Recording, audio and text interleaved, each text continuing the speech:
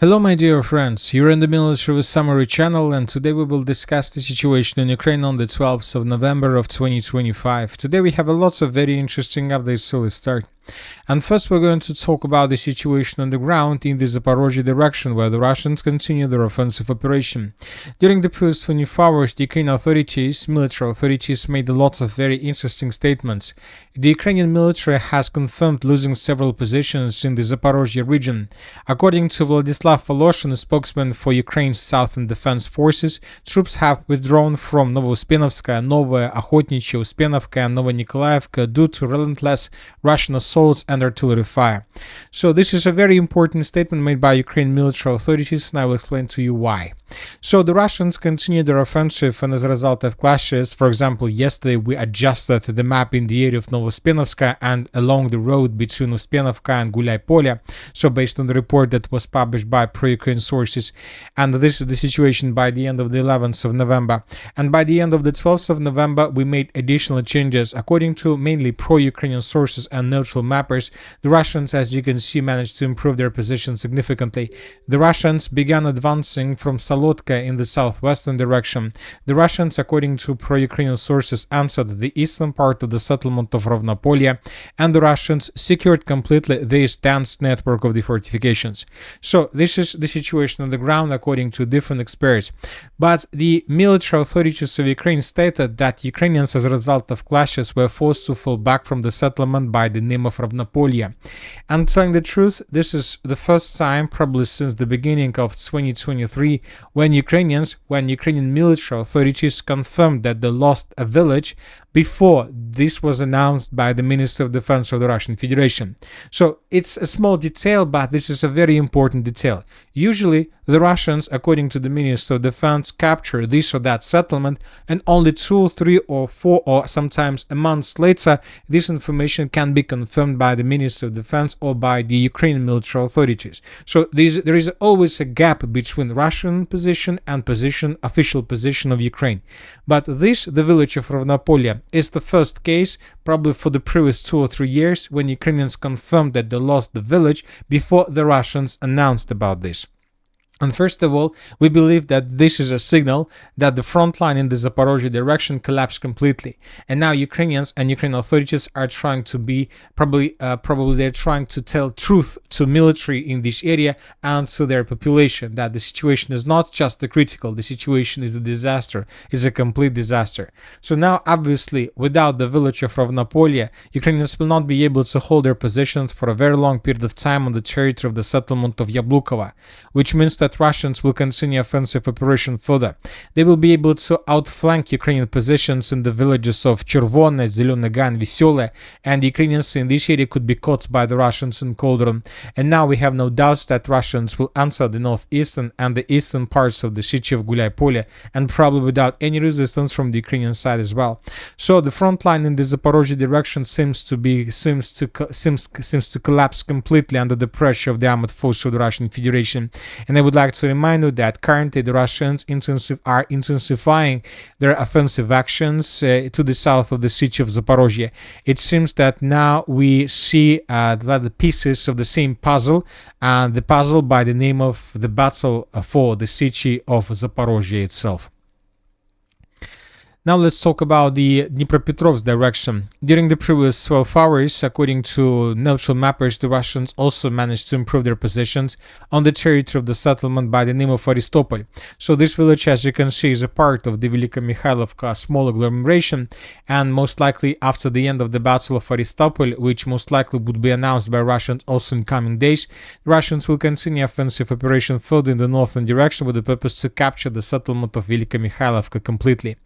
After the village of Velika Mikhailovka, the Russians may try to move further in the northern direction towards the settlement of Mala Mikhailovka. As for this area, the Russians have already begun preparation. They began bombing and attacking this territory with artillery and with aviation. So, for example, in this video, we can see another temporary deployment point of the armed forces of Ukraine that was destroyed. Now let's move further and let's discuss the situation in the Pokrovsk agglomeration. As you can see, during the previous 24 hours, we received lots of updates from this area. Mainly updates related to additional progress on the ground of the armed forces of the Russian Federation. The most important update is coming from the most southern part of the Pokrovsk agglomeration, from the Mirnograd cauldron. The Minister of Defense of the Russian Federation reported that as a result of clashes, the group of forces center managed to secure the village of Sukhoy Yar completely. Based on the report of the Minister of Defense and based on the report that was published by this reliable pro-Russian source, we have adjusted the map. This is the situation by the end of the 11th of November, and this is the situation by the end of the 12th of November. As you can see, the Russians improved their positions significantly. It's very interesting that, but according to this report, most likely the units of the 25th Airborne Brigade managed to escape this area because this village was the area of their responsibilities, but most likely they managed to withdraw their positions further in the northern direction, or maybe they were destroyed. Currently, it's very difficult to make this conclusion. Now let's talk about the southern part of the city of Mirnograd. So this is a very important region, which most likely will be colored in Russian favor in coming days or maybe even hours. So during the previous 24 hours, 2 videos were published from this area. This is the first one. And here we can see a very heavy explosion. Most likely the Russians attacked this territory with FAB 3000. And as a result of this attack, a very huge explosion was recorded. A few hours later, another video was published from the same, let's say, micro district, a bit further in the eastern direction. Here we can see another FAB 3000. The Russians, according to information we have, attacked a temporary deployment point of the 38th Brigade of the Armored Forces of Ukraine, and most likely this temporary deployment point was completely reduced to ruins.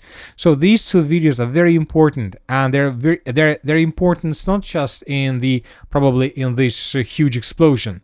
The importance is that yesterday we were talking about this micro district. If you remember, yesterday pro-Russian sources published this video. And according to this video, the Russians managed to capture the conversation between soldiers on the ground, soldiers on the territory of this micro district and their commanders, and the soldiers of the armored forces of Ukraine were asking and demanding for evacuation. But most likely their demands were rejected by Ukrainian military authorities. And the Russians managed to capture this, let's say, call, and then the Russians decided to drop some lists and papers suggesting Ukrainians to surrender. And according to this video, and according to the author of this video, and in the second part also in this video, we can see how 25 Ukrainian soldiers surrendered. They were captured by Russians most likely, and that's it. So these lists, these papers were dropped by Russians exactly in this area, exactly above this micro district. Later, we got report that 25 soldiers surrendered, and right after 25 soldiers surrendered, the Russians published this video of how they were bombing this micro district with FABs, and this is not just a FAB attack, this is a secondary detonation. We believe that most likely those surrendered 25 Ukrainian soldiers also revealed positions of ammo depots or warehouses on the territory of this micro district, so that is why it was very easy for Russians to attack these territories with FABs, and they managed to destroy those warehouses. Big explosions took place. You might see this during the video. And due to these conclusions and due to these things that were developing in this area during the previous 2-3 days, we believe that in coming hours, maybe in coming days, the Russians will take under complete control everything to the south of this red line. So the southern part of the pocket would be cut by Russians most likely in coming days, because Ukrainians currently have huge problems with supply and support and have huge problems with arms, because several ammo depots were completely destroyed as a result of FAB 3000 attack. Now let's discuss the situation in the city of Pokrovsk. As you can see, we have changes. This is the situation by the end of the 11th of November, and this is the situation by the end of the 12th of November. As you can see, the Russians, as a result of offensive operation, managed to improve their positions to the north of the railways in the area of the settlement of Kotlina. It seems that the Russians began advancing along these 2 lines further in the northern direction with the purpose to cut physically M30 road and railways. Furthermore, from these positions, the Russians may try to outflank the settlement of Grishinov from behind and to force the Ukrainians to fall back from this area. Furthermore, we have small changes on the ground in the northern part. This is the situation by the end of the 11th of November, and this is the situation by the end of the 12th of November. We have a video that was published by pro-Ukrainian sources. The video is very, very big. Most likely we will not be able to watch the video, but the scenario is very simple. The Ukrainians and Russians were fighting in this area, and furthermore, it wasn't just a fight, it was the moment when Ukrainians were counterattacking Russians, which means that this part of the city of Pokrovsk is under complete Russian control. So Ukrainians are about to lose control over the city. They were forced to fall back further in the northwestern direction. Furthermore, we have reports that the British publication The Telegraph reports that in Pokrovsk, Ukraine is facing its biggest defeat since 2023, when Bakhmut was lost. The article includes the usual phrases about the Russian losses and many, many other things, but the thing is that this is the reality. These Ukrainians are about to lose the city of Pokrovsk, and the city of Mirnograd is about to be completely encircled without any chances for evacuation. We believe that there are still thousands of Ukrainians who currently have no chances for evacuation. Most likely they have no connections with the mainland.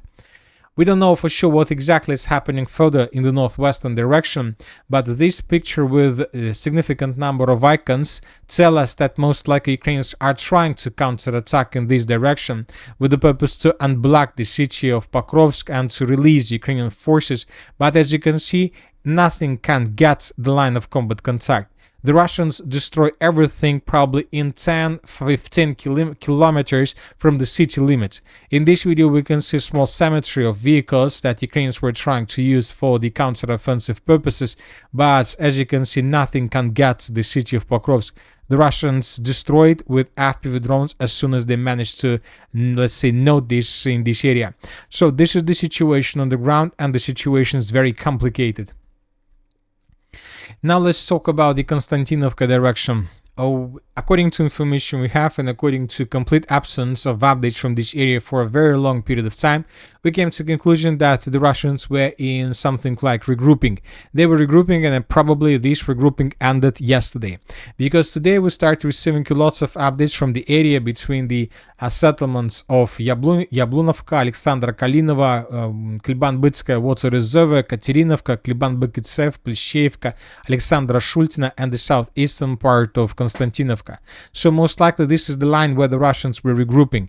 And this morning or yesterday in the evening, the Russians launched their major offensive operation with the purpose to establish complete control over the Kliban-Bytsky foothold. The sources are saying that the Russians improved their positions along the northern bank of the Kliban-Bytsky water reservoir. So now the Russians are advancing along this forest, trying to secure this area and to establish a very powerful foothold to the south of the settlement of Bereztok. Furthermore, during the previous 24 hours, we received this video. In this video, we can see how Ukrainians were attacking Russians and Russian positions to the north of the settlement of Ivano-Polye. So, based on this video, we came to the conclusion that the Russians from the area of the southeastern part of Konstantinovka began advancing in the southern direction with the purpose to establish complete control over the city, over the village of Ivano-Polye.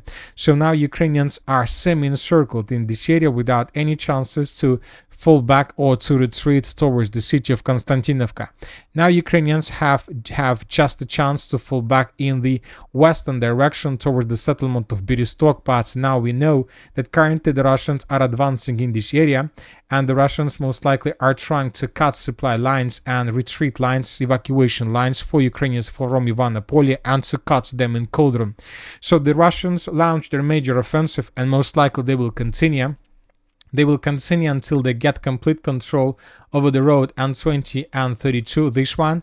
And right after, from these positions, the Russians will begin sending their forces, their infiltration groups deep inside of the territory of Konstantinovka with the purpose to repeat the Russian offensive operation that we currently can see on the territory of the city of Pokrovsk. Now let's move further. As for the Sivers Liman direction, during the previous 24 hours, nothing special happened. As for the city of Sivers, the only thing and the only interesting thing we have is the biggest number of events that took place here.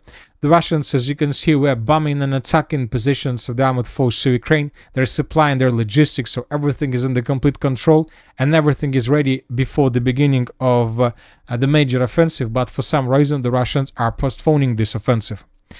As for the Liman, during the previous 24 hours, we received just this video where we can see how Russians ambushed Ukrainian vehicles that were moving from the settlement of Liman towards the settlement of Drobyshevo. This is a very important video because, as you can see, according to this video, the Russians currently have possibilities to ambush Ukrainians on the territory of the city of Liman. So, which means that Ukrainians are no longer control the sky above the city, that the sky completely belongs to the Russian forces and they can do whatever they want. In this video we can see attack, and this vehicle of the armored forces of Ukraine haven't managed to get the settlement of Drobyshevo, which means that Russians will improve their positions because Ukrainians didn't get reinforcement. As for the Kupiansk direction, during the previous 24 hours, we haven't received anything special. Probably the most interesting thing is that several neutral mappers and pro-Western reporters said that the eastern part of the city of Kupiansk is still not secured by the Russians completely. I would like to remind you that yesterday the Minister of Defense of the Russian Federation stated that the eastern part of the city of Kupiansk was completely cleared by Russians, but today several sources reported that this is not the reality. This is not something that is exactly in the direction. Anyway, let's wait and see what is going to be next, but Russians continue their offensive operation, and the most interesting part obviously is just ahead of us. And that's it for today. Military Summary channel reminds to condemn any violence in the world. Thank you for watching. Subscribe to my channel, put your likes, join my Patreon, and have a good day. Bye bye.